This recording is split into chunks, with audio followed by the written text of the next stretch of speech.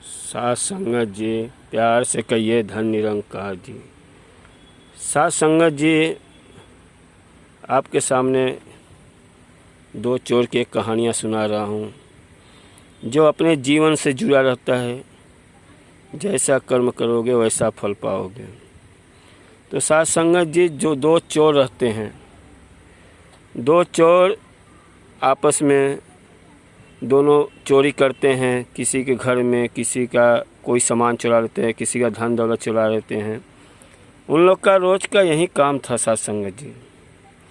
साथ संगत जी, उन लोग का चोरी करना पेशा हो गया था। तो एक दिन की बात है, उन लोग चोरी करके आ रहे थे और रास्ते में एक राजा का सिपाही सैनिक आवाज़ देते हुए आ रहा है और बोल रहा है कि राजा साहब, आपको जितना भी पैसा चाहिए, राजा साहब अपने दरबार में राजा साहब के आओ और जितना पैसा चाहिए ले जाओ। और आपको इस जन्म में चुकाना हो चुकाओ, अगले जन्म में, तीसरे जन्म में, चौथे जन्म में, पाँचवें जन्म में, जो भी जन्म में चुकाना है आप पैसा राजा साहब से उठा सकते हो। दोनों चोर की आवाज़ कानों में गई। दोनों चोर बोले तो बहुत अच्छी बात है, पैसा तो ले लेंगे, जो चुकाना तो बहुत, 4 जन्म में 5 जन्म चुकाना बहुत। उन लोगों को खुशी हुई। दोनों चोर चल दिए राजा के दरबार में। राजा के दरबार में पहुँचे तो सीधा राजा के पास पहुँच गए। राजा साहब ने बोला, हाँ बोलिए, कितना पैसा चाहिए आप लोग को? तो बोले, राजा साहब हम लोग को 1-1 हज़ार रुपया। तो उस ज़माने में 1,000 रुपया बहुत था। तो राजा साहब बोले, कितना चाहिए? तो उन लोग बोले, 1-1 हज़ार रुपया हम लोग को दे दो। तो बोले, कभी चुकाना है आपको? तो बोले, राजा साहब मैं 5वें जन्म में चुकाना चाहता हूँ। तो बोले, इनको 1-1 हज़ार रुपया दे दो दोनों को। अच्छा, दोनों को 1-1 हज़ार रुपया मिल गया। 1-1 हज़ार रुपया लेके बहुत खुश है। बोले, राजा बहुत पागल है, इसको तो मालूम ही नहीं है कि मतलब पैसा 5वें जन्म में क्या जन्म पाऊंगा, क्या चुकाऊंगा। अब उन लोग हंसते हुए बाहर निकले। लेकिन राजा साहब को इतना ज्ञान था, इतना उनके पास बुद्धि थी कि कहावत है कि जैसा आप कर्म करके जाओगे किसी का पैसा खा के, वो आपको भरना ही है।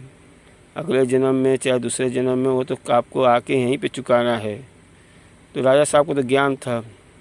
तो लेकिन दोनों चोर बाहर निकले, अपना बाहर आए, जलेबी समोसा अपना 50-50 रुपये का खाए। और जब जलेबी समोसा खा रहे थे तो उधर से एक संत, एक महात्मा उधर से गुजर रहे थे। संत ने देखा दोनों चोर को, बहुत हंस रहे थे। तो संत ने बोला, भाई ये क्या आप लोग बहुत समोसा खा? बोले, अरे उधर राजा साहब बहुत पागल है, हम लोग को 1-1 हज़ार रुपया दिया, बोला 5वें जन्म में चुकाना। भाई बोला, संत बोला, ये तो पैसा चुकाना ही पड़ेगा। संत को भी ज्ञान था। बोले, ये तो पैसा आपको चुकाना पड़े। बोले, अरे ऐसा थोड़ा चुकाना पड़ेगा, अब खा पी के मज़ा लगा, अगले जन्म में क्या पाएंगे उसको हमको क्या मालूम। बोला, ठीक है, आप हमारी बात मानो, ये तो आप लोग गलत, आपको पैसा चुकाना ही पड़ेगा। कैसे मानो, विश्वास करूँ? कहें ठीक है। संत के पास इतना ज्ञान था, उसने बोला, आपको मैं, चलो कुएँ के पास चलो। कुएँ के पास गया तो कुएं के पास पहले के ज़माने में बाल्टी नहीं रहती थी। पहले के ज़माने में चमड़े का बना हुआ रहता था, उसी से पानी काटते थे कुएं में और फिर पानी लेके पीते थे। तो गए तो चमड़े को जब पानी निकाला तो चमड़े से पानी जब बाहर आया तो उन लोग पानी पीने लगे। तो संत का उसके ऊपर, संत ने ऐसा उसके ऊपर दृष्टि डाला कि वो चमड़े से आवाज़ आने लगा। बोले, दोनों चोर को बोले, आप सुनो। तो दोनों चोर ने ध्यान से सुना।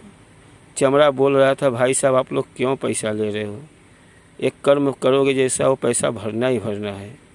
कैसे? मैं देखो, राजा साहब से पैसा लिया था 500 रुपया और 500 रुपये ले लिया था। मैं बोला था आपका मैं अगले जन्म में भर दूंगा। लेकिन वो पैसा अगले जन्म में मैंने गाय का जन्म पाया और गाय से मैंने दूध इतना दिया, इनको इतना फ़ायदा हुआ, तो अभी 450 तक रुपया चुका दिया, 50 रुपया रह गया। तो 50 रुपये के लिए अब इसी जन्म में मुझे चुकाना था। तो गाय मुझे वो कुएं का पानी काटने के लिए मेरा चमड़े का बना हुआ है। और वो चमड़े जब मेरा 50 रुपया पूरा हो जाएगा मैं वो टूट जाएगा चमड़ा और मैं यहाँ से उद्धार हो जाऊँगा।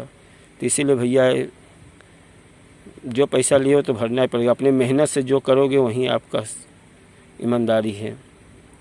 उन लोग को ज्ञान हुआ, दोनों संत के पैर पे गिर पड़े, बोले महात्मा जी अब इसका उपाय बताओ क्या करें। कहना उपाय यही है कि आप जाके राजा साहब का ये पैसा वापस कर दो और जो 50 रुपया बच रहा है घट रहा है उसको बोलो कि आपका मजदूरी करके पूरा कर दूंगा।